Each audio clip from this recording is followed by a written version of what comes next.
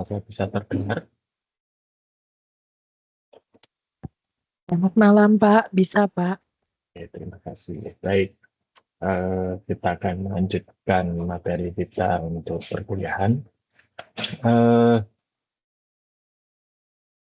Kalau dilihat di kelas dari Microsoft Teams kita, itu kemarin sempat saya unggah eh, SK akreditasi kemarin ya, yang sempat kita bicarakan pada saat eh, pertemuan offline di hari Sabtu kemarin. Ya, jadi itu SK-nya dari Lamemba. Monggo bagi yang membutuhkan mungkin untuk instansinya atau untuk laporan dan lain sebagainya bisa menggunakan SK tersebut.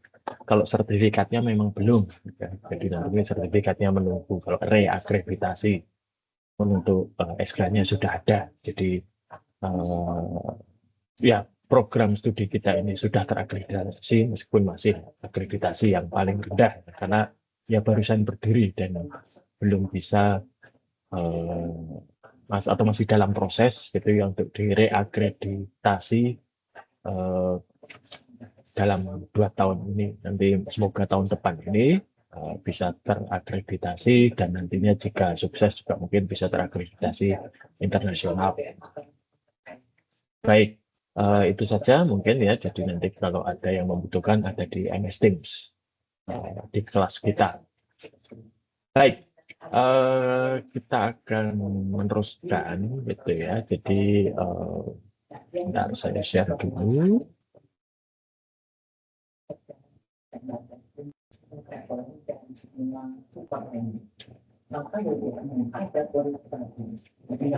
Baik, apakah sudah terlihat ini slide-nya?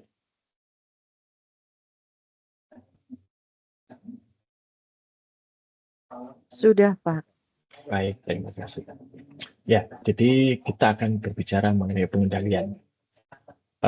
Seperti yang sudah saya sampaikan pada hari Sabtu kemarin, gitu ya, bahwa yang namanya fraud itu ada 3 aspek yang biasanya hadir pada saat fraud, yaitu tekanan atau yang menjadi motivasi melakukan fraud tersebut, entah tekanan itu berupa gaya hidup, judi online misalnya, narkoba, punya selingkuhan, atau juga punya hutang yang besar, gitu ya, yang harus dilunasi, bisa juga merupakan karena keserakahan, gitu ya. Lalu ada rasionalisasi, ya, membenarkan atau merasionalkan tindakan fraudnya itu, misalnya saya hanya mengambil apa yang menjadi hak saya karena sudah bertahun-tahun bekerja, tidak dihargai, tidak naik pangkat, tidak naik gaji dan seterusnya, gitu ya. Atau juga yang mungkin paling sering, yang lain juga korupsi kok, gitu ya.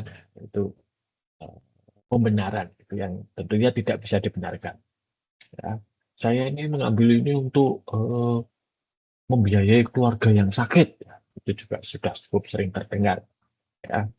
Nah, apalagi kalau yang alasan terakhir, kalau yang religius mungkin juga lalu menjadi ya,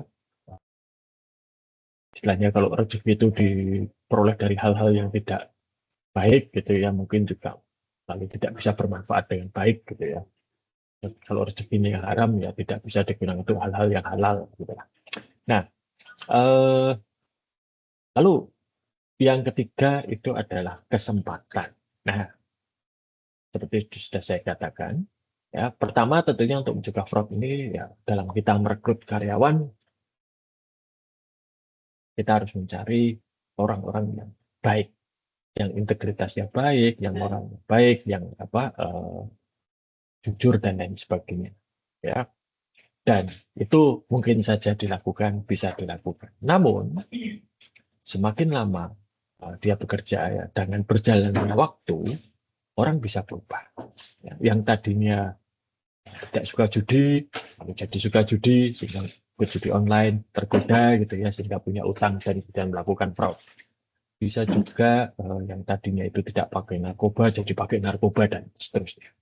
Orang bisa berubah, ya, sehingga pressure yang tadinya itu bukan masalah pada pegawai ini ketika dia masih baru, dengan seiring berjalannya waktu itu menjadi masalah. Ya, ini orang bisa berubah dan berubahnya belum tentu ke arah yang lebih baik. Itu yang jadi masalah. Eh, nah, maka kita bisa merekrut orang yang baik dan terus-menerus melakukan upaya-upaya untuk menjaga integritas. Tapi ya, perubahan pada manusia itu menjadi sangat sulit dikendalikan. Ya. Dan sering sekali itu juga kita kalau suatu organisasi mungkin tidak bisa masuk terlalu jauh ke dalam ranah pribadi seseorang. Ya. Ini hanya memang ini perlu menjadi perhatian. Ya. Kalau orang itu sudah kecanduan judi misalnya, ini perlu diperhatikan betul ya supaya eh, tidak merembet ke fraud misalnya. Nah, meskipun ya judi itu kan urusan pribadi ya, tapi kalau itu sudah nanti dia terlibat utang karena judi lalu kemudian melakukan fraud, ya itu jadi masalah perusahaan atau organisasi. Nah, jalan lain bagi perusahaan itu adalah dengan memperkecil kesempatan untuk melakukan fraud. Nah, disinilah pengendalian itu berjalan. Maka ya salah satu hal yang sekarang menjadi perhatian itu adalah bagaimana kita bisa mengendalikan jalannya organisasi ya, sehingga bisa mencapai tujuan tanpa terganggu adanya fraud ini misalnya. Ya, jadi dengan kita mengurangi kesempatan untuk melakukan fraud diharapkan meskipun ada pressure dan meskipun ada rasionalisasi kecil kemungkinan fraud ini terjadi. Ya. Nah, ini masalah pengendalian. Nah, kita lihat ya. Jadi, nah mengapa dibutuhkan? Ya. Jadi semua organisasi itu menghadapi ancaman ya, atau peristiwa-peristiwa yang memiliki dampak negatif, apapun itu pasti ada. Ya, ada potensi terjadinya kejadian negatif ya atau peristiwa yang tidak diinginkan yang dapat merugikan perusahaan, dapat merusak sistem, dapat merubah tatanan organisasi yang sudah digariskan selama ini, dapat mengganggu jalannya organisasi, ya, dan sampai kemudian menimbulkan kerugian. Nah, ketika itu masih berupa ancaman, ini kan masih potensi, ya, kemungkinan. Nah, ketika ancaman atau potensi ini terrealisir itu disebut sebagai exposure ya paparan atau impact ya impact dampak ya, akibat dari munculnya ancaman tersebut apa misalnya ada ancaman banjir ya berapa persen 75% kalau musim hujan nah, ternyata musim hujan datang banjir membanjiri lokasi kantor merendam mesin merendam persediaan merendam peralatan kantor dan sebagainya ada kerugian. Nih. Nah, tiap-tiap ancaman itu ada begitu banyak ancaman, ya. Tapi tidak semua ancaman ini nanti akan terrealisir, ataupun kalau terrealisir kemungkinannya kecil, ya. Seperti di Jogja ini, seperti saya sudah pernah sampaikan kemarin, ancaman untuk kebakaran hutan kecil, kalau kita tidak punya banyak hutan di sekitar sini, gitu ya. Eh, tapi ancaman untuk gempa bumi cukup besar. Ancaman untuk terjadinya letusan gunung berapi tidak kecil, begitu ya. Jadi ini ancamannya seperti itu, ya. Nah, maka kemudian kita tidak bisa menanggapi semua ancaman itu secara menyeluruh, ya. Kemampuan organisasi untuk menangani ancaman itu terbatas. Maka organisasi kemudian harus memilih ancaman mana yang akan ditangani atau yang dihadapi ya. Jadi misalnya ancaman kebakaran hutan. Nggak ada kebakaran hutan kok di Jogja kecil kemungkinannya ya sudah itu nggak usah dipikirkan. Ya, tapi kalau ancaman gempa maka mungkin bangunannya dibuat yang tahan gempa ya disusun SOP untuk kalau terjadi gempa bagaimana ya ini semua dilakukan. Nah, jadi tujuan utama dari sebuah sistem, apalagi sistem informasi akuntansi itu adalah mengendalikan organisasi sehingga organisasi ini dapat mencapai tujuannya. Nih. Nah, apa yang diharapkan? Yang diharapkan itu pertama ada pendekatan proaktif untuk mengeliminir atau menghilangkan ancaman terhadap sistem. Ya, ini ya misalnya ancamannya katakanlah ya sederhana saja, listrik mati.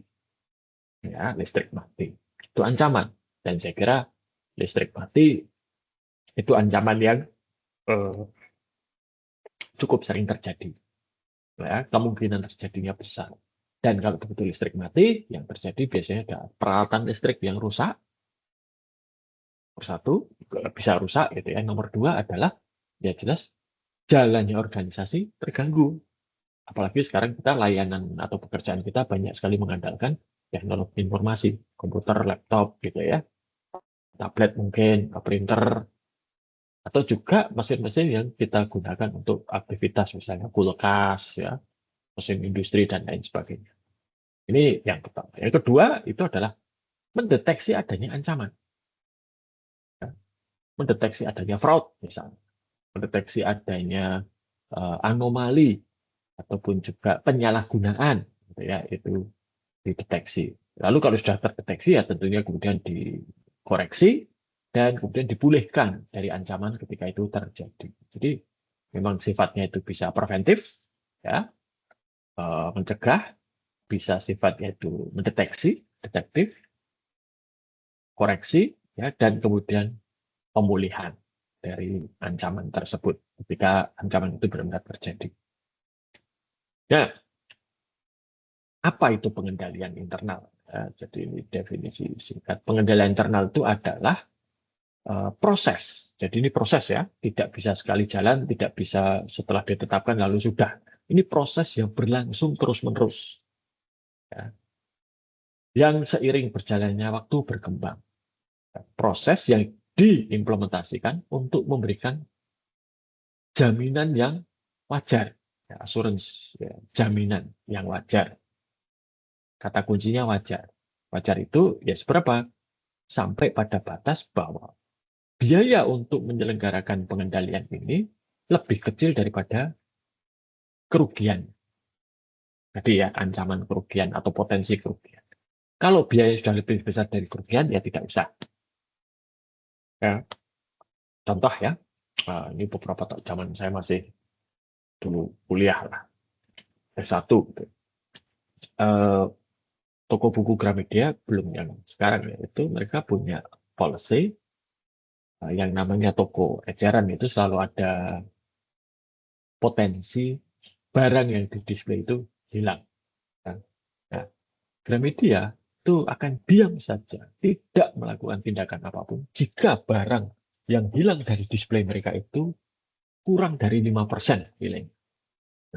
Sampai 5% mereka akan diam saja. Tapi kalau sudah mencapai 6, 7 atau lebih, baru mereka akan melakukan tindakan tambahan. Wah, pegawai untuk ngawasi misalnya, tambah dulu pakai cermin ya, belum ada CCTV, kalau sekarang sudah pakai CCTV, pakai alarm dan sebagainya. Jadi kalau masih di bawah 5%, mereka tidak akan melakukan apa-apa. Begitu di atas 5%, baru mereka bertindak. Karena berarti batasnya itu 5%. Kalau nilai yang hilang masih 5%, ya masih oke lah. Ya. Masih bisa tertutup. Gitu ya. Masih bisa untung. Oke, jadi ada batasnya. Cost and benefit. Setiap tindakan di dalam bisnis itu harus selalu berdasarkan cost and benefit. Baik, kita teruskan. Jadi, memberikan jaminan bahwa tujuan-tujuan berikut ini tercapai. Nomor satu, menjaga keamanan aset. Ya. Jadi, supaya aset kekayaan kita yang tercatat di dalam laporan keuangan itu memang benar-benar ada. Ya. Atau kalau setidaknya tidak benar-benar ada itu mewakili, ya, mewakili secara wajar. Nah, ini contohnya apa? Contohnya saldo tabungan. Pada saat laporan keuangan itu dibuat, misalnya tanggal 31 Desember, saldo tabungannya 1 miliar. Tapi nanti kalau pas dicek pas tanggal, katakanlah 1 Februari, ya saldo tabungan tidak akan 1 miliar, pasti sudah berubah. Ada biaya misalnya, biaya administrasi, ada pajak atas bunga, ada bunganya sendiri, mungkin ada setoran, mungkin ada penarikan, mungkin ada transfer, dan lain sebagainya. Sehingga ya jumlah asetnya pasti berubah pada saat itu. Namun ada catatan yang terpercaya, data yang terpercaya bahwa saldonya pada tanggal 31 Desember memang 1 miliar. Nah, itu safeguard aset.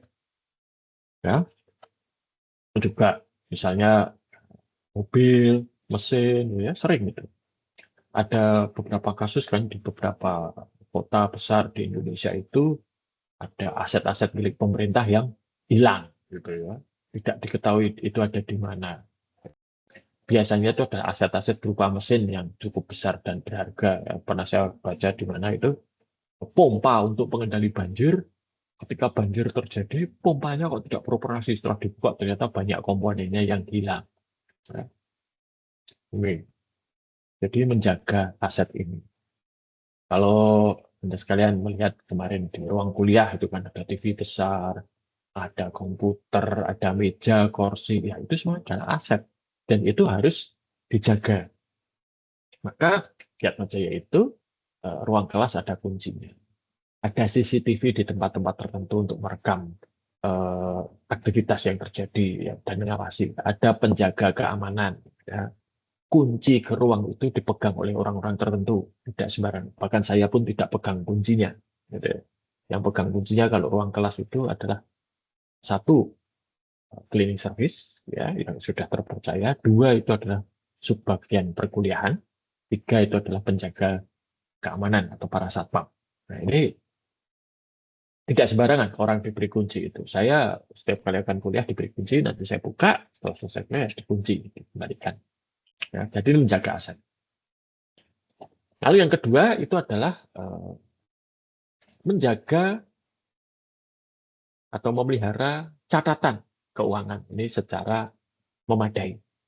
Tadi yang sudah saya sampaikan, contohnya adalah kas. Kas ini tercatat mutasi. Kapan kas itu masuk, kapan kas itu keluar, dan seterusnya.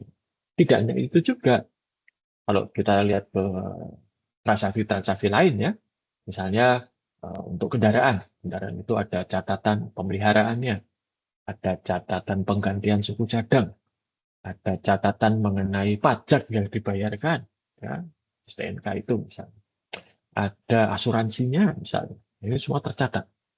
Ya.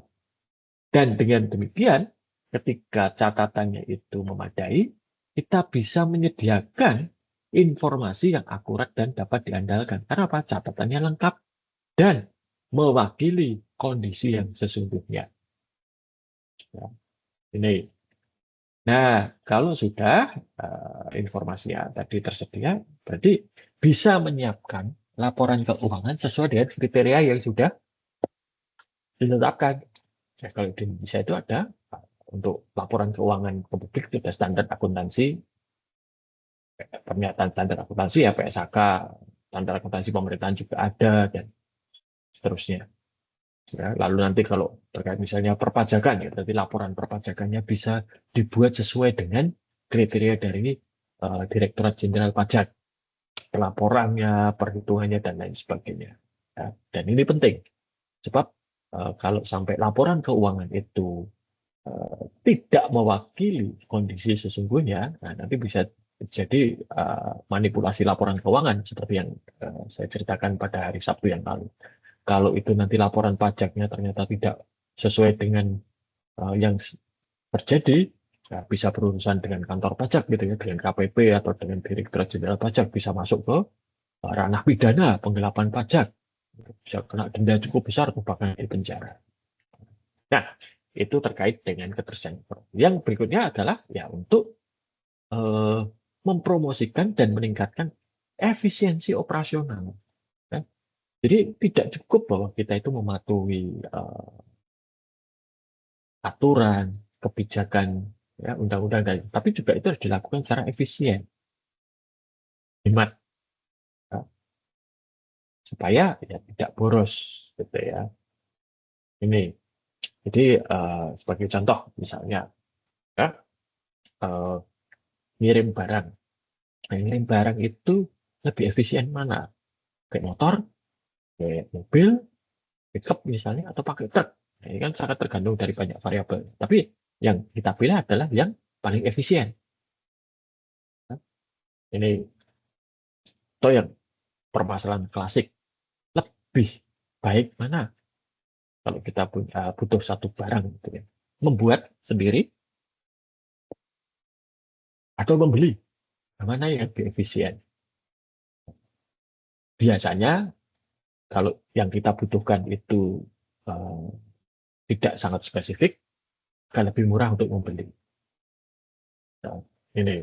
Nah, namun murahnya ini juga tidak bisa kita hanya melihat pada jangka pendek. Kita harus melihat jangka panjang. Ya murah sekarang. Nanti sekian tahun ke depan bagaimana? Ya. Nah, seperti yang terjadi di Amerika Serikat gitu ya, ini terkait dengan efisiensi. Banyak perusahaan di Amerika Serikat di tahun 70-an itu melakukan efisiensi. Caranya bagaimana? Mereka melakukan outsourcing, alih daya untuk fungsi teknologi informasi. Ya memang lebih murah, lebih efisien. Ya. Dan pada waktu itu kemudian disusul dengan alih dayanya itu ke luar negeri, yang sering disebut sebagai offshore outsourcing, ke India. Murah. Nah, namun kemudian mereka menjadi tergantung pada supplier di India. Itu nomor satu.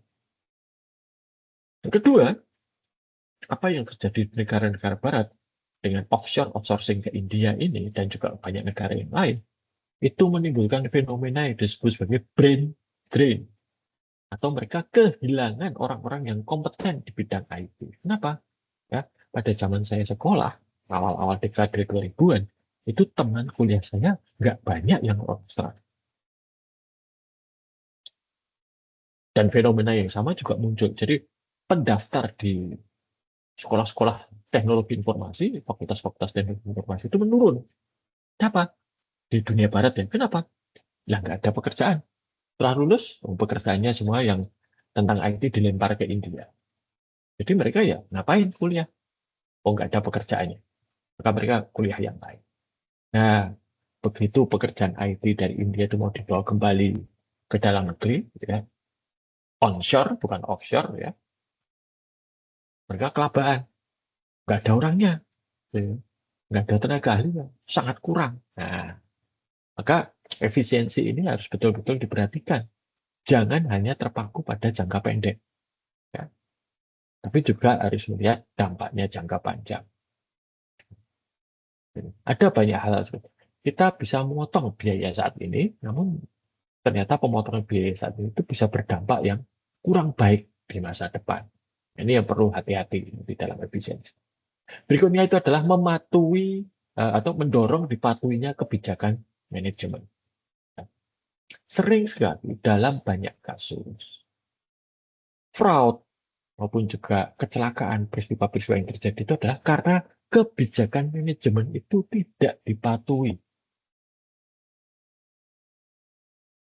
Kebijakan manajemen yang sudah digariskan, termasuk juga untuk pengendalian, tidak dipatuhi. Maka kalau ada misalnya kecelakaan lalu lintas itu ya mungkin sering lihat saya bis penumpang remnya blong, nabrak pasti udah dicek.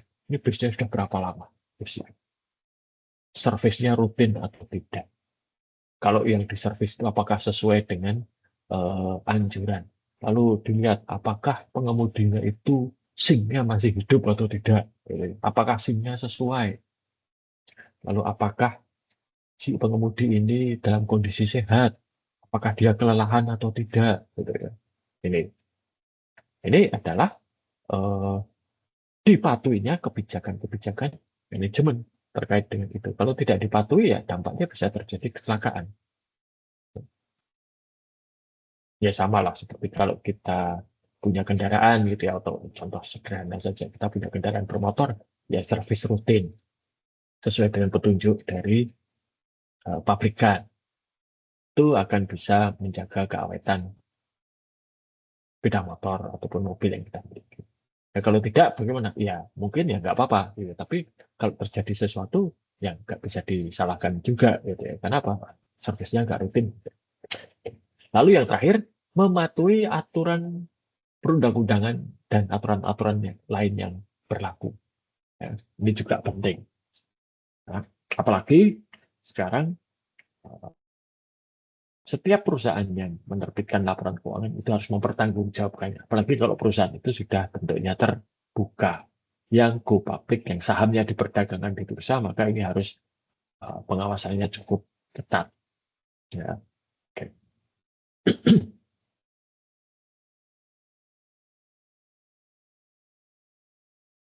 Nah, fungsi dari pengendalian internal itu pertama itu adalah mencegah terjadinya masalah ya, atau preventive control. Jadi ini mengurangi kemungkinan terjadinya kesalahan atau masalah, baik yang disengaja maupun yang tidak.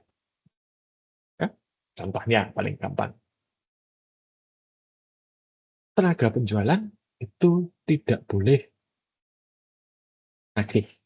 Jadi dia boleh menjual tapi tidak boleh nagih. Kenapa? Nah, karena nanti dia bisa memainkan, dia bisa melakukan lapping, gitu ya.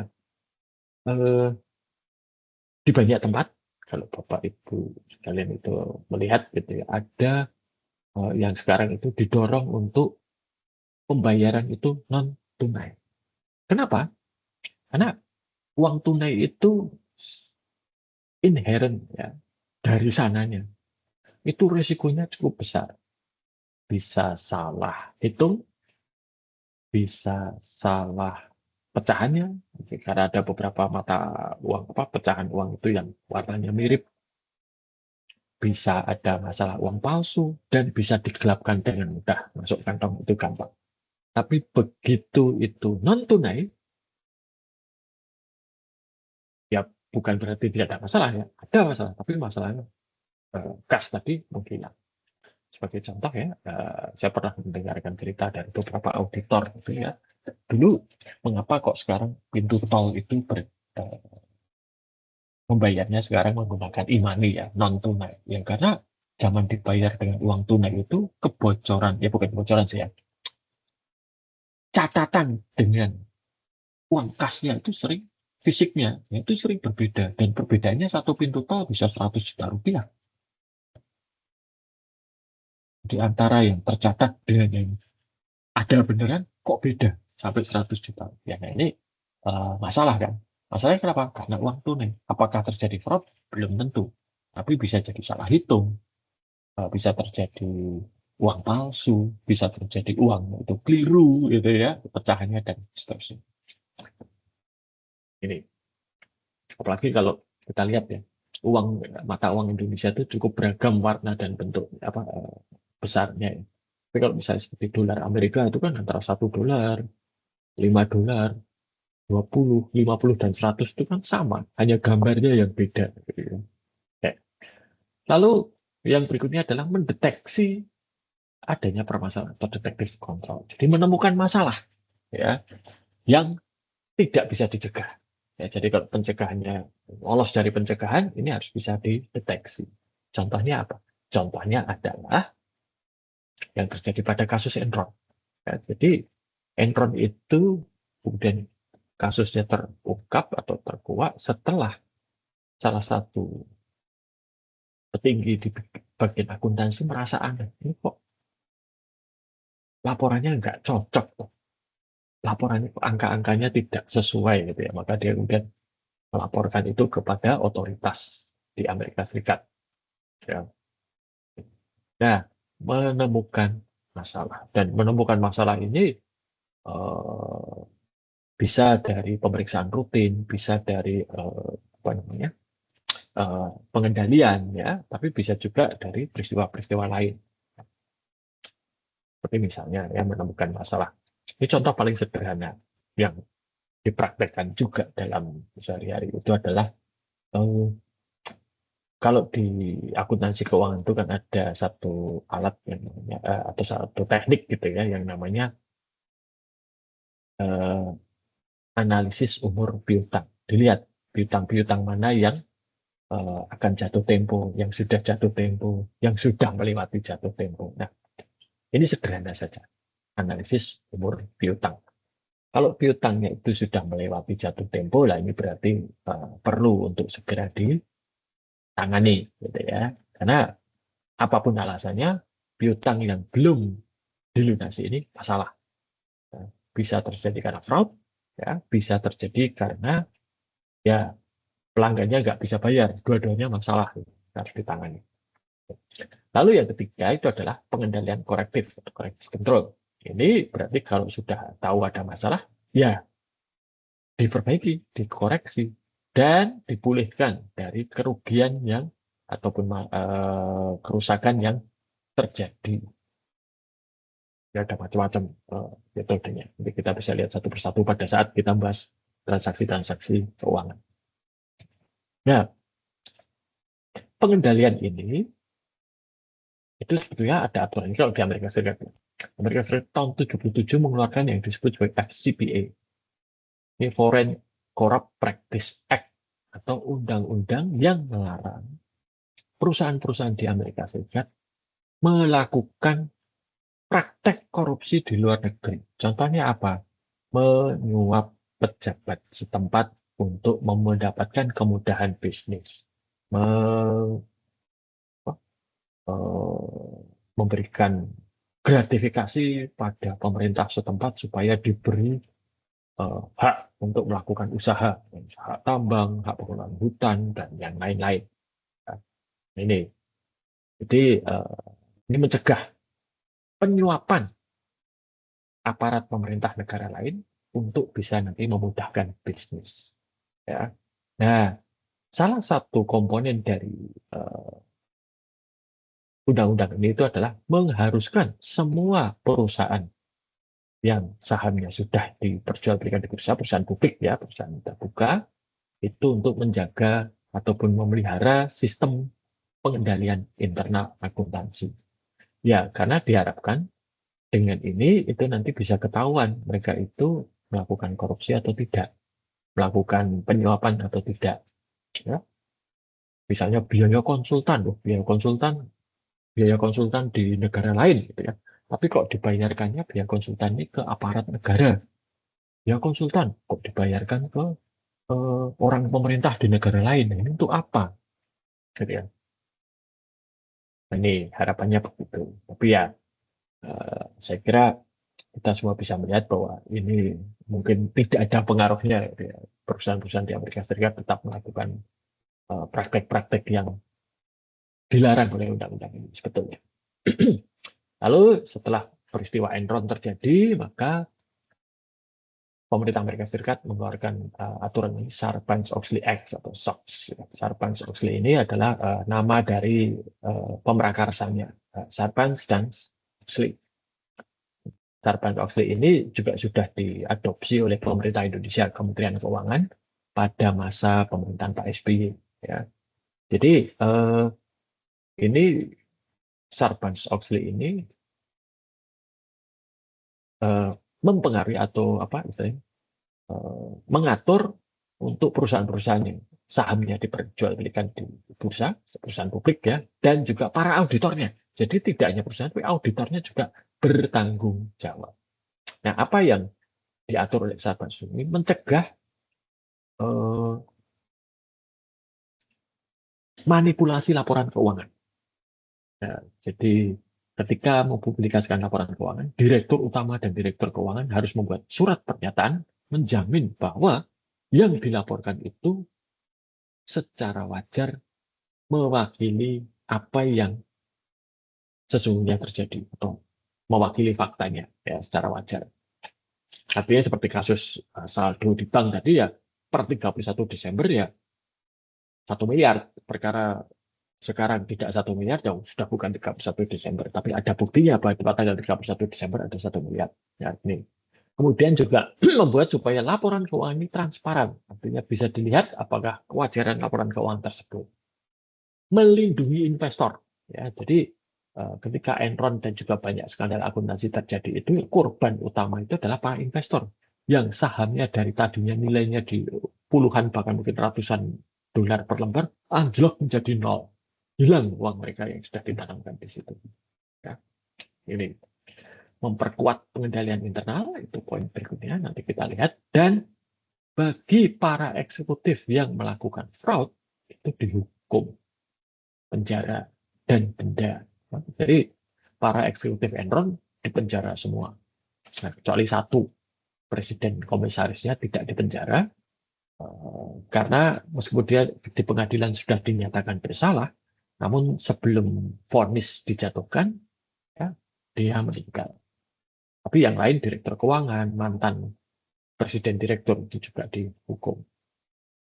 Nah, Sarbanes-Oxley itu mengharuskan perusahaan terbuka itu mengadopsi salah satu kerangka kerja pengendalian internal, ya, dengan berdasarkan yang sudah terkenal. Ya. Ada 3 yang disarankan, yaitu COVID, ini adalah kerangka kerja untuk pengendalian IT, ya.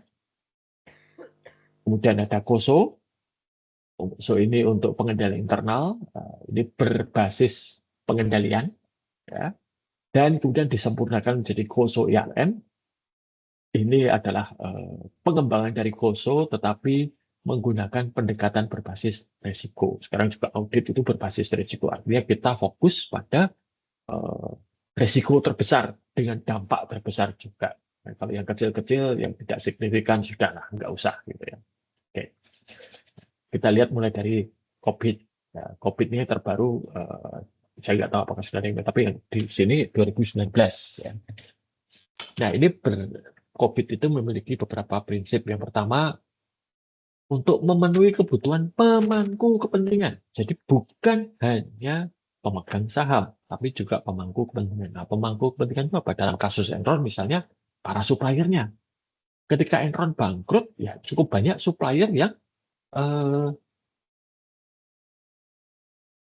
tidak menerima piutang mereka.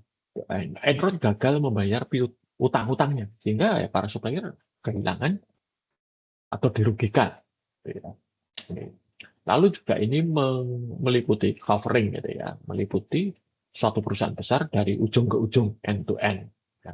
Ini menggunakan kerangka kerja integrasi yang tunggal, pendekatan yang holistik, dan ini memisahkan antara tata kelola dari manajemen. Oke, ini contohnya. Ya, jadi governance itu terpisah di sebelah kiri, ya. Itu ada EDM, Evaluate, Direct, Monitor. Nah, kalau manajemen itu ada APO, Align, Plan, Organize, ada Build, Acquire, Implement, Deliver Service and Support, serta Monitor, Evaluate, and Assess. Jadi governance ini lebih kepada tata kelola yang lebih tinggi, manajemen ini untuk eksekusi sehari-harinya. Jadi dipisahkan. Nah, kemudian ada COSO tadi, ya, Internal Control Integrated Framework. Ini ada 5 komponen, ya. COSO pertama itu adalah lingkungan pengendalian, kemudian penilaian risiko, aktivitas pengendalian, informasi dan komunikasi, serta monitoring. Kita lihat dulu sekarang lingkungan pengendalian. Jadi lingkungan pengendalian ini adalah kita menciptakan lingkungan di mana pengendalian ini sudah menjadi bagian integral dari pengendalian tersebut. Ya. Contohnya apa? Nah, di sini komponennya, ya, bukan contoh. Saya filosofi manajemennya. Ya, jadi kalau filosofi manajemennya itu bagus, gitu ya, lurus, itu baik. Oke, mungkin saya bisa ceritain salah satu filosofi manajemen yang menurut saya cukup baik. Ini kasus terjadi ketika zaman saya SMA, saya sekitar 10 tahun yang lalu. Oke.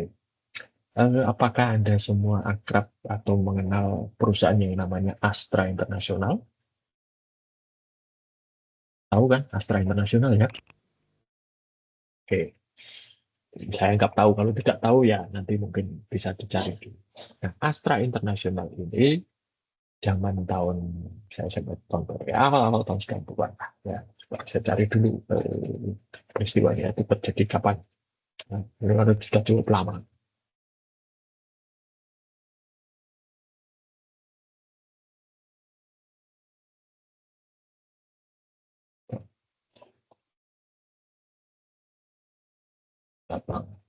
Ini terjadi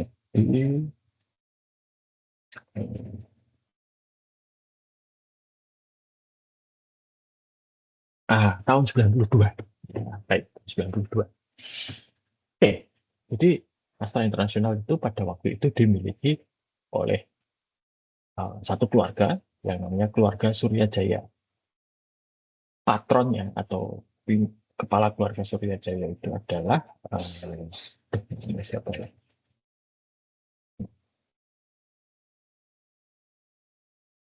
Bukan Edward,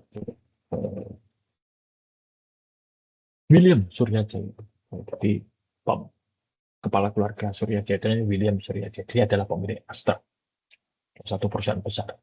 Kemudian anaknya Edward itu mendirikan bank pada tahun 90-an awal. Itu memang pemerintah membuat aturan, pemerintah Indonesia waktu membuat namanya deregulasi ya, memudahkan untuk membuat atau mendirikan bank.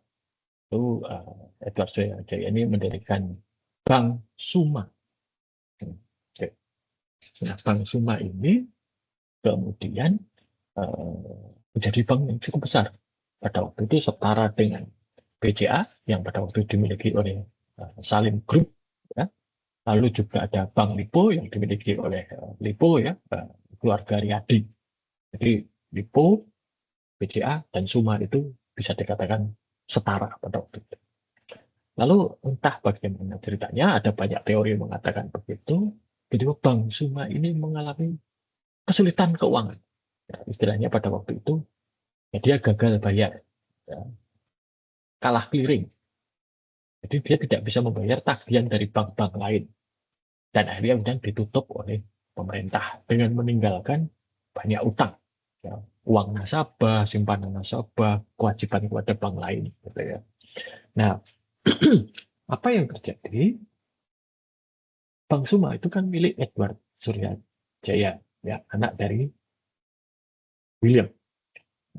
Jadi seharusnya William bisa saja mengatakan itu urusan si Edward ya, bukan urusan saya. Tapi William pada waktu mengatakan, oke, saya menjaminkan saham saya di Astra, ya, dia jual untuk melunasi utang yang ditimbulkan oleh perusahaan Bank Suma tersebut. Nah, ini termasuk salah satu filosofi manajemen ya, bahwa dia bertanggung jawab terhadap kerugian yang diderita oleh anaknya. Ya. Tapi juga ada filosofi manajemen ya, ini yang mementingkan laba, profit. Ya. Yang terjadi di Enron itu adalah akibat karena filosofi manajemennya mementingkan profitabilitas jangka pendek, terutama untuk kepentingan pribadi. Ya. Gaya operasinya kemudian juga berisiko dan selera risikonya tinggi. Ya. Sering nekat melakukan tindakan-tindakan yang tidak hati-hati, yang berisiko tinggi. Lalu tentunya adalah dalam organisasi tersebut, dalam lingkungan pengendalian baik itu memiliki komitmen terhadap integritas, nilai-nilai etika, dan kompetensi. Nah, kompetensi ini juga penting karena yang namanya kesalahan, baik disengaja maupun tidak, bisa juga disebabkan karena ketidakkompetenan SDM-nya. Bosnya tidak kompeten, anak buahnya melakukan penipuan tidak tahu. Atau orangnya tidak kompeten membuat kesalahan. Ya, ini bisa. Lalu pengendalian internal itu diawasi oleh, nah ini yang saya kayaknya di Indonesia agak sering rancu ya. Board of Directors itu artinya adalah Dewan Komisaris. Kalau direktur, presiden direktur Indonesia disebut sebagai Board of Management. Di Dewan Direktur, ini Board of Director ini seringkali diterjemahkan menjadi Dewan Direktur. Bukan, ini adalah Dewan Komisaris. Jadi Dewan Komisarisnya adalah perwakilan para pemegang saham. Maka mereka yang mengawasi pengendalian internal. Ya. Dan struktur organisasinya harus dibuat sedemikian rupa sehingga memperhatikan adanya pemisahan fungsi dan wewenang akuntansi. Jadi yang catat harus terpisah dari yang otorisasi, harus terpisah dari yang memegang aset. Lalu metode untuk pelimpahan wewenang dan tanggung jawab. Ya. Bagaimana? Ini tentunya juga terkait metode pelimpahan wewenang dan tanggung jawab ini kan termasuk juga di dalamnya adalah promosi penunjukan orang pada posisi-posisi struktural yang penting. Itu caranya bagaimana? Berdasarkan kedekatan emosi, berdasarkan hubungan darah, atau berdasarkan memang kepada kompetensi. Nah, ini penting. Nah, dengan begini juga nanti akan mempengaruhi standar SDM. Standar di mana para karyawannya itu terbukti hebat, tangguh gitu.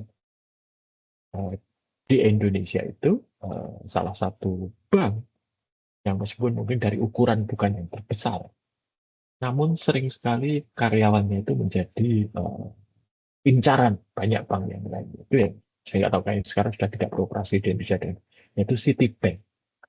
Banyak sekali di masa lalu itu direktur-direktur dari perbankan di Indonesia itu yang terkenal dan hebat itu berasal dari Citibank. Nah, salah satunya Pak Ignatius Jonan itu. Pak Ignatius Jonan itu didikan Citibank gitu. Ya. Kemudian dulu ada lagi namanya Pak Robi Johan. Pak Robi Johan itu adalah orang yang menyelamatkan Garuda dari kebangkrutan. Setelah krisis perekonomian tahun 98, Pak Robi Johan ini yang menyelamatkan Garuda dari kebangkrutan. Lalu setelah itu, Pak Robi Johan ini adalah komandan merger 4 bank pemerintah. Bank Bumi Daya, Bank Indo, Bank Eksim, dan Bank Dagang Negara. Itu keempatnya di merger menjadi yang sekarang namanya kita kenal sebagai Bank Mandiri. Jadi Pak Robi Johan itu yang pertama kali menjadi direkturnya Bank Mandiri. Nah, beliau itu juga adalah alumni dari Citibank. Nah, berarti apa? Di dunia perbankan, pada masa lalu ya, Citibank itu standar untuk SDM-nya cukup tinggi, sehingga lulusannya atau alumni-nya banyak diincar oleh perbankan yang lain. Ya. Kalau dulu di dunia sepak bola juga ada itu ya, standar SDM itu pemain-pemain lulusan dari Akademi Ajax Amsterdam itu banyak diincar. Oke. Nah, kemudian komponen berikutnya dari COSO itu adalah penilaian risiko. Jadi penilaian risiko itu melihat dari dua perspektif. Seberapa besar kemungkinan risiko itu terjadi dan dampaknya ketika risiko itu terjadi. Ya, jadi likelihood-nya ya, probabilitas itu terjadi maupun dampaknya kalau terjadi beneran kerugian kita berapa. Ya, ini. Nah, tipe risiko sendiri ada dua. Inherent, ini adalah risiko bawaan. Seperti tadi, kas, itu risiko bawaannya tinggi. Tinggi terjadi kesalahan di dalam penanganan kas. Baik salah hitung, pencurian kas, maupun juga terjadinya uang palsu, dan lain sebagainya. Kerusakan juga terjadi kas, ya bisa sobek, bisa hilang, tercecer, bisa diambil, dan seterusnya. Lalu, inherent risk ini terjadi sebelum kita menerapkan pengendalian. Kalau sudah kita terapkan pengendalian, ada yang namanya residual risk. Gitu. Risiko yang tertinggal setelah pengendalian. Nah, lalu tanggapan kita terhadap risiko apa? Satu, mengurangi risiko. Ini dengan cara menerapkan pengendalian internal yang efektif. Ya, tadi SDM-nya yang baik, strukturnya dibuat baik, proses dan prosedurnya dibuat baik. Ya. Yang kedua itu adalah pasrah, ya, nerimo. Sudah, nggak usah. Contohnya apa? Biasanya terjadi karena risiko kecil ya, seperti tadi Gramedia. Kalau barang yang hilang dari display itu masih kurang dari 5%, ya sudah, itu risiko. Itu biaya untuk usaha. Ya, biarkan saja. Karena toh, kalau itu dicegah malah lebih tinggi biayanya. Ya. Dua, yang ketiga itu membagi risiko. Cari apa? Asuransi. Ya. Atau tadi outsource itu juga. Ya.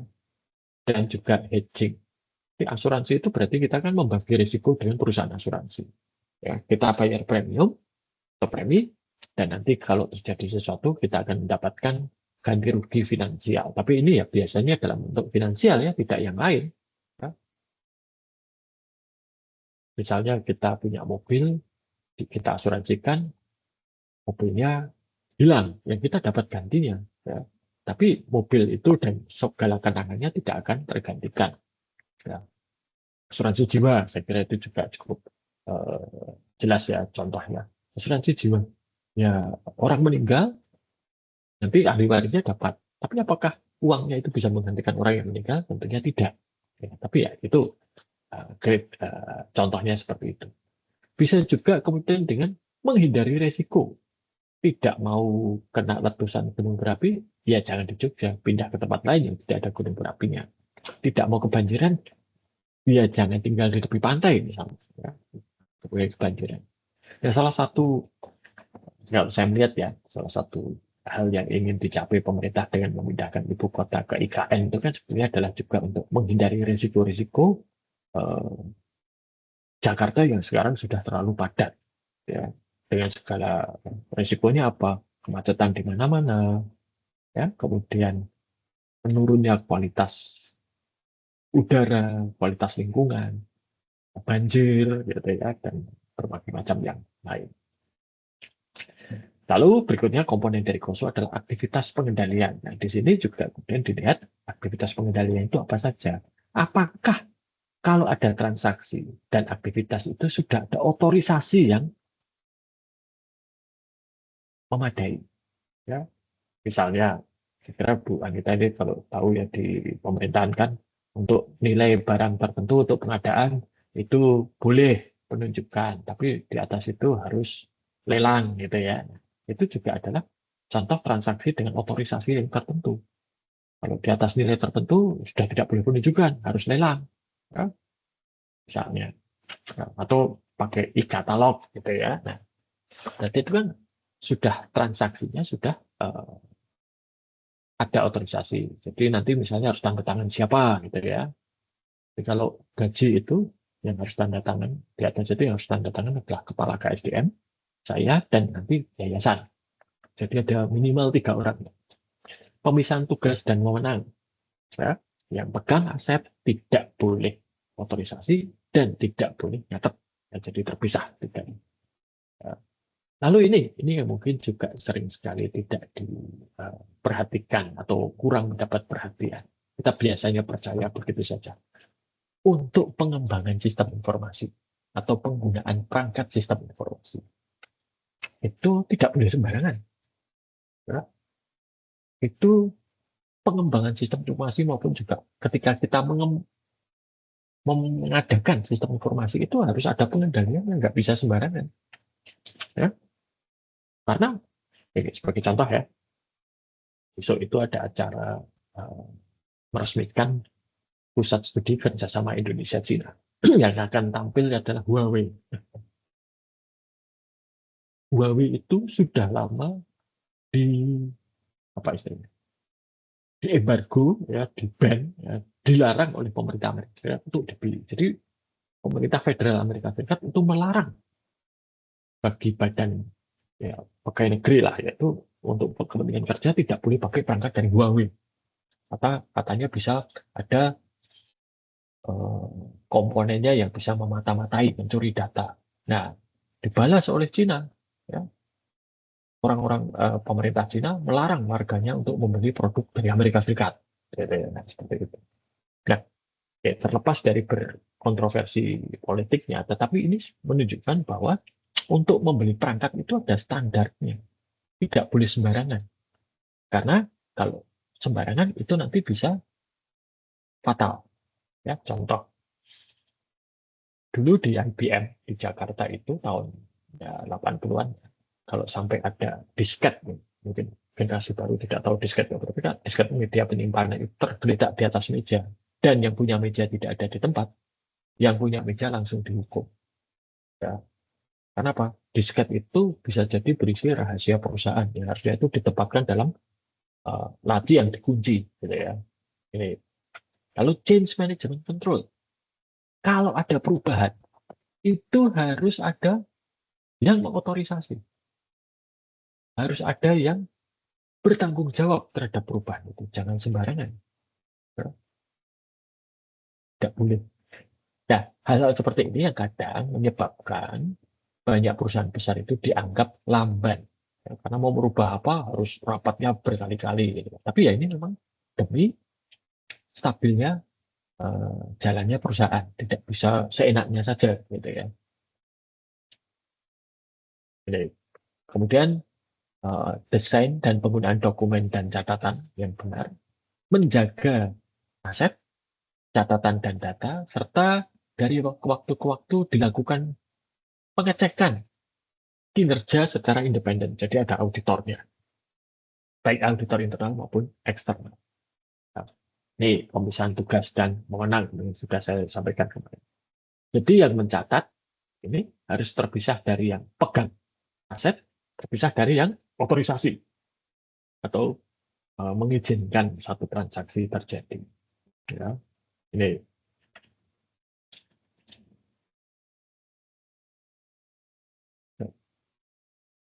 Nah, kalau lingkungan berbasis komputer itu pemisahan fungsi dan wewenangnya berbeda. Ya.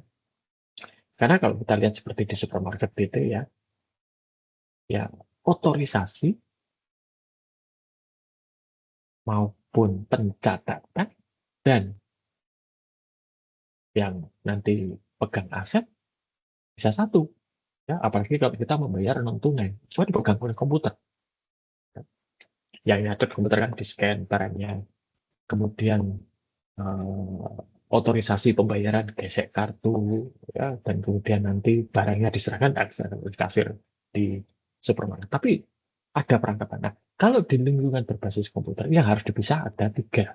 Satu, yang membuat sistem pengembangnya itu harus terpisah dari yang mengelola, yang menjalankan, dan terpisah dari yang menggunakan.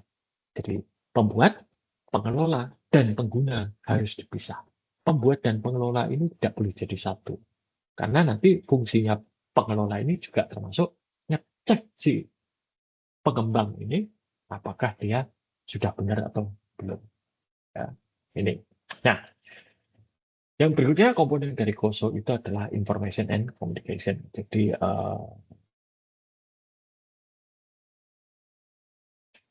adanya pengendalian, adanya kebijakan, ya manajemen ini semua harus diinformasikan kepada semua pihak yang berkepentingan. Termasuk misalnya ya, kalau ASN atau banyak perusahaan besar itu menjelang hari raya pasang pengumuman rame-rame, kami tidak menerima bingkisan hari raya atau tidak menerima gratifikasi, apa tidak dipungut biaya sepeser pun. Nah, itu adalah cara mengkomunikasikan ya, kebijakan-kebijakan pengendalian internal baik kepada internal perusahaan maupun juga kepada eksternal perusahaan supaya diketahui ya, apalagi kalau orang Indonesia itu kan kadang-kadang kalau diberi ya wah kok nggak enak gitu ya. Nah, ini tapi ya ini perlu dilakukan ya. Di beberapa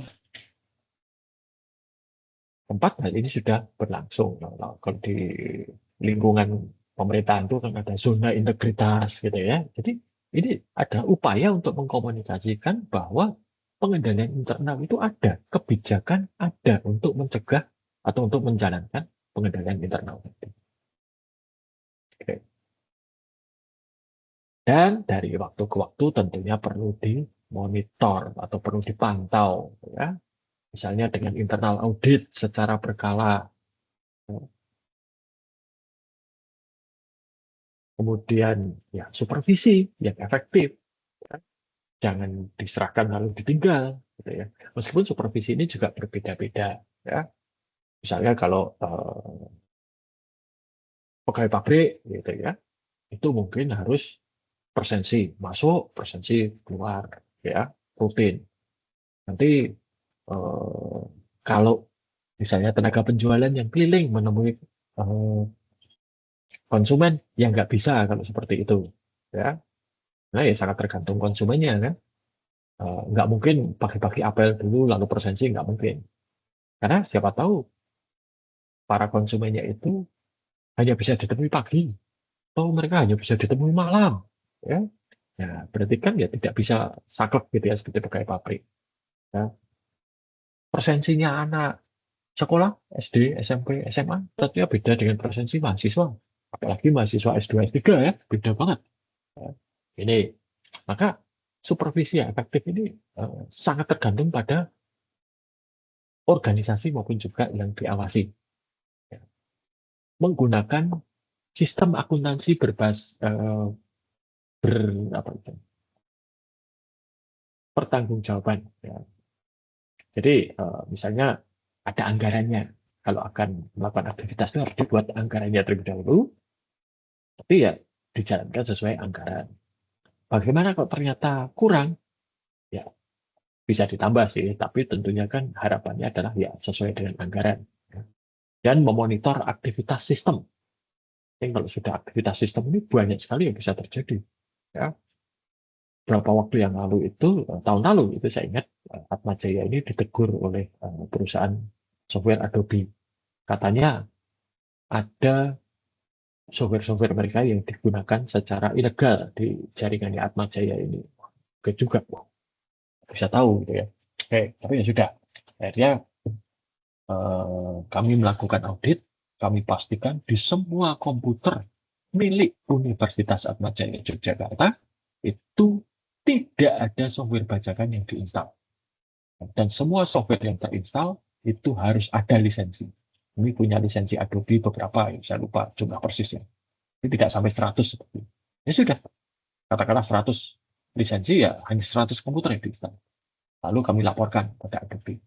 Mereka malah, nggak bisa, ini sudah berkurang memang, tapi masih ada sekian ratus gitu ya, yang menggunakan software bajakan. Kami cek, nah ternyata itu milik mahasiswa, laptop pribadi, komputer yang nggak bisa diapa-apakan itu kan. Ya kami hanya bisa buat himbauan, jangan menggunakan software bajakan. Tapi apakah mereka pakai software bajakan atau tidak, ya itu kami tidak bisa masuk ke sana terlalu jauh. Tapi ya ada. Lalu ini pembelian software dan perangkat mobile ya di track, ya. Harus tahu persis digunakan untuk apa.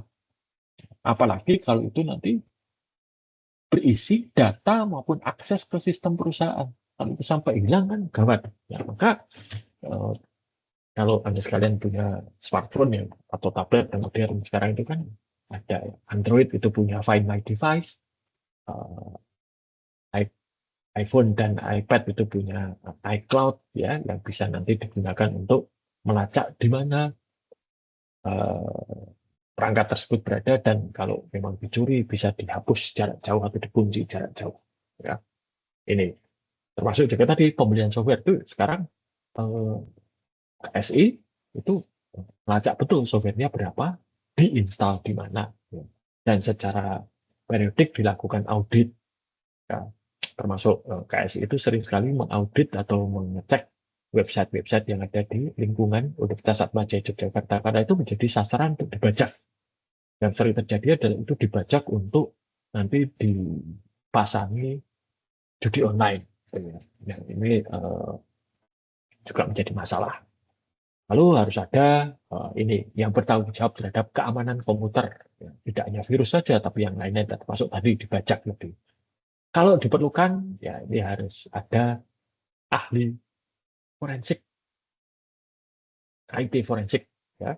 Ini di Universitas Atmajaya Jogja, di Departemen Informatika ada ini ahlinya, ya, yang dia bisa melakukan analisis forensik untuk perangkat-perangkat IT. Bahkan dulu pernah ada kasus, satu barang bukti itu dihapus dari smartphone, oleh dia bisa di-recover, dipulihkan. Ya. Dia sering membantu kepolisian untuk itu.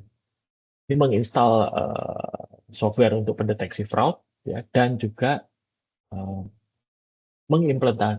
mengimplementasikan mekanisme untuk melaporkan terjadinya fraud, whistleblower, dan lain sebagainya. Oke, nah berikutnya adalah kalau kita sekarang bicara mengenai keamanan sistem informasi.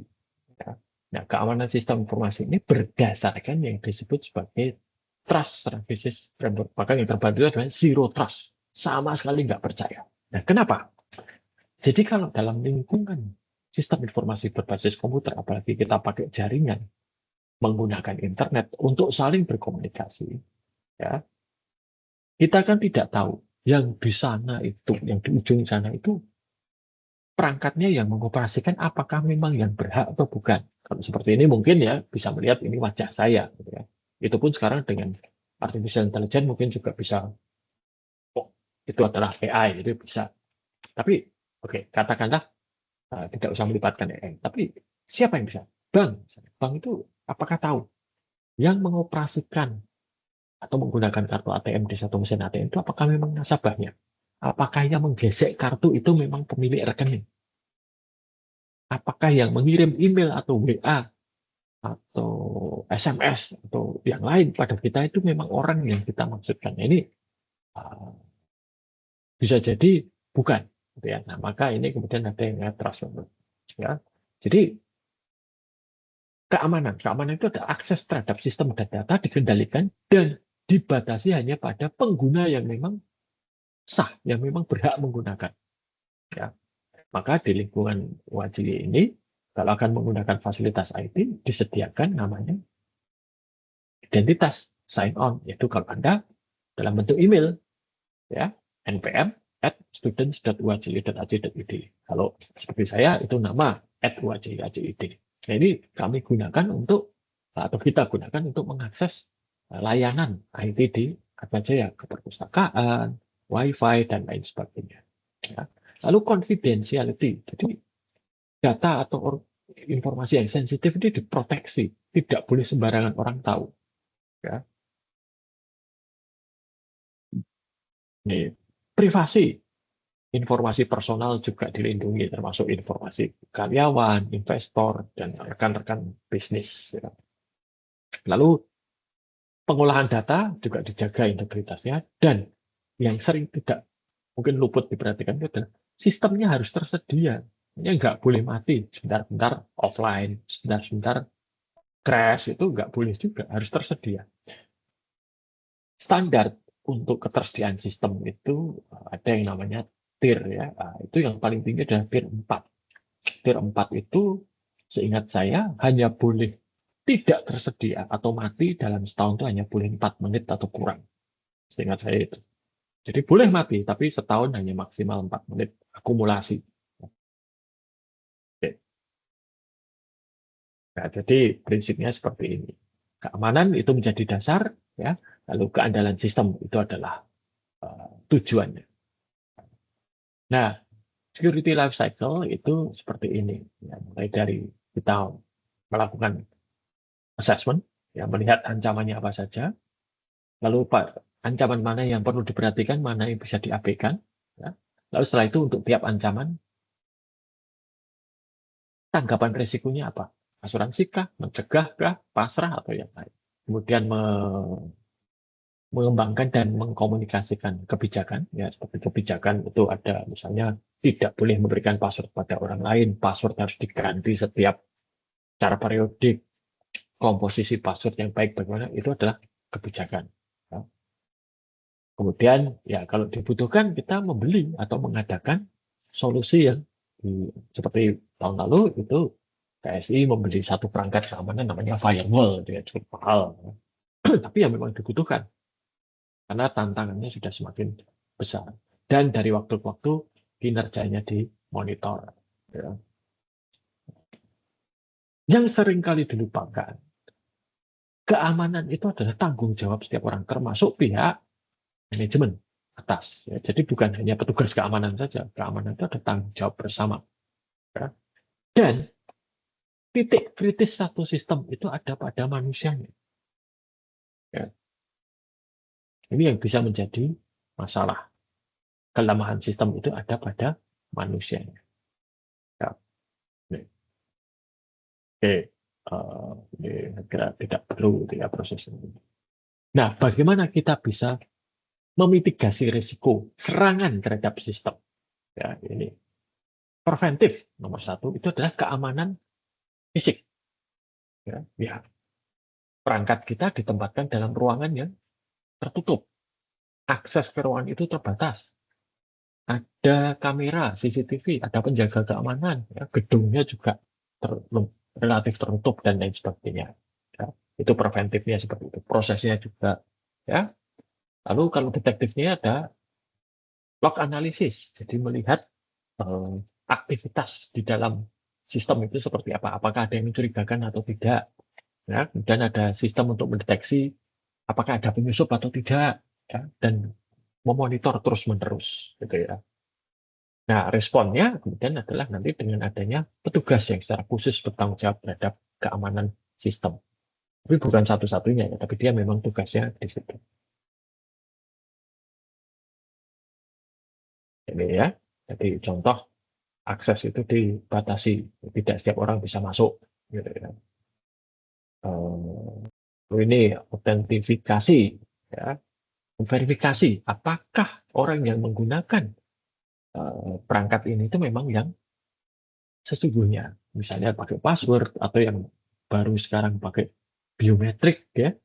Jadi kalau kita mengakses layanan itu kita bisa pakai biometrik, bisa sidik jari atau scan iris mata atau wajah gitu ya.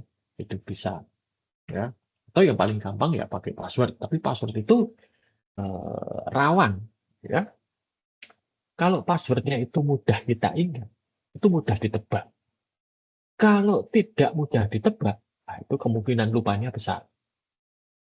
Kalau praktek mengganti password setiap misalnya 2 bulan, itu juga tidak membantu. Ya, karena password itu bisa di-bypass juga. Biometrik ini lebih baik. Gitu ya. Dan yang sekarang ada itu adalah yang disebut sebagai multi-factor authentication. Jadi misalnya kita akan masuk ke layanan perbankan. Nanti kalau akan transaksi, kita login dulu. Ya, entah pakai sidik jari, entah pakai password. Setelah itu ketika akan transaksi, kita akan dikirimi kode yang harus dimasukkan. Itu ada multi-factor authentication. Ya, ini. Lalu juga otorisasi. Otorisasi ini membatasi apa yang bisa diakses. Ya. Nasabah bank itu ya hanya bisa mengakses rekeningnya. Bahkan mungkin beberapa nasabah hanya bisa mengakses transaksi tertentu. Misalnya hanya bisa cek saldo, tapi tidak bisa transfer. Bisa beli pulsa, tapi tidak bisa belanja, misalnya itu bisa. Ya. Kalau ini ya antivirus dan lain sebagainya ini biasa, termasuk juga diperkuat keamanannya.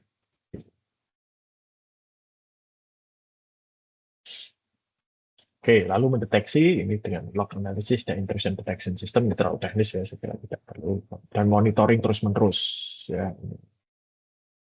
Nah, keamanan sistem kita juga harus dari waktu ke waktu ini dites, namanya penetration test. Ya, ini coba untuk masuk ke sistem. Nah, kalau tidak pernah mendengar ada istilah hacker gitu ya, ada hacker baik, ada hacker jahat, gitu. Ada yang sering disebut ethical hacker gitu ya, dan hacker jahat. Nah ini yang hacker yang ethical ini biasanya tugasnya penetration test ini, ngetes keamanan sistemnya bagus atau tidak. Kalaupun bisa ditembus, dia bisa memberikan saran perbaikan atau mana yang sebaiknya diperbaiki gitu ya. Oke. Nah, ini segera tidak perlu ya terlalu teknis nanti. Baik. Sampai di sini dulu, apakah ada yang mau bertanya? Nah,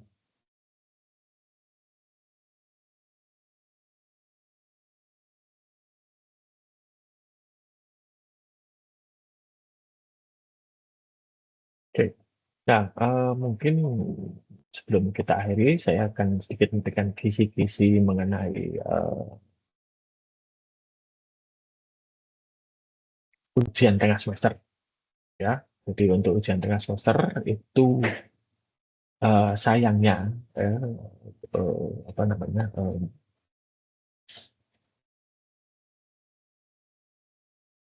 diharuskan untuk Anda sekalian itu hadir ya di kampus. Jadi saya terus terang belum terima jadwalnya kapan, ya, tapi nanti pada saat ujian Anda harus datang ke kampus, ya.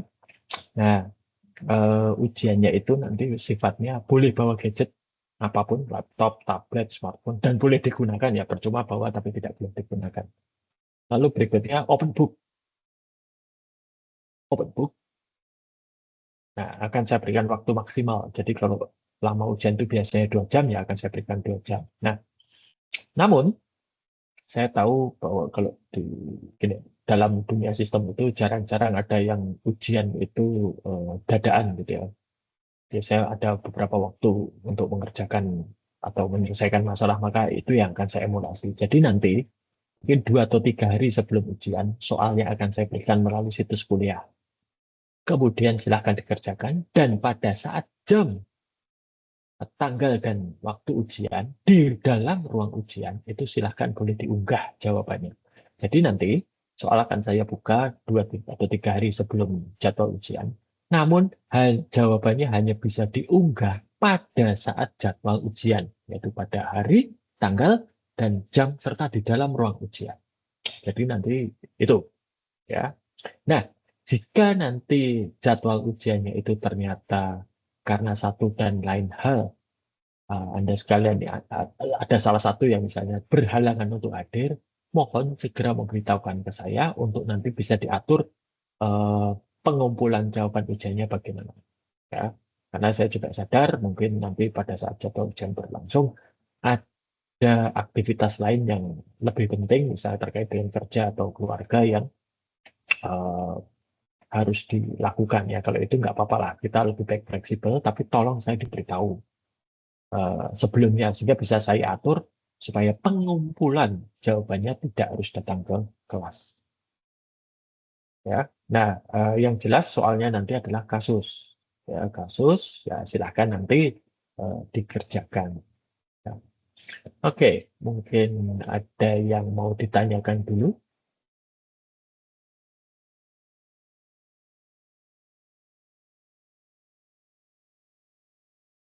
Baik, kalau tidak ada, saya kira cukup sekian ya perkuliahan kita. Nanti kita akan bertemu lagi pada pertemuan minggu depan. Ya. Jadi selamat malam dan sampai jumpa pada pertemuan berikutnya. Selamat malam, Pak. Terima kasih. Selamat malam, sama-sama.